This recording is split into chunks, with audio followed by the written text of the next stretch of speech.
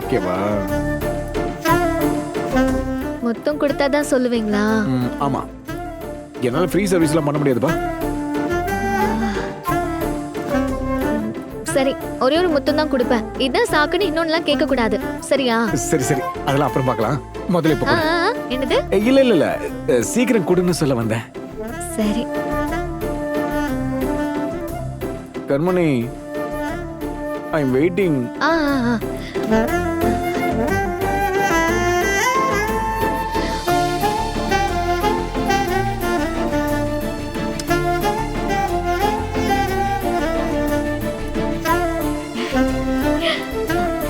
ஏங்க,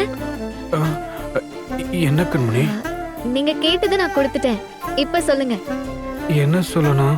ஆ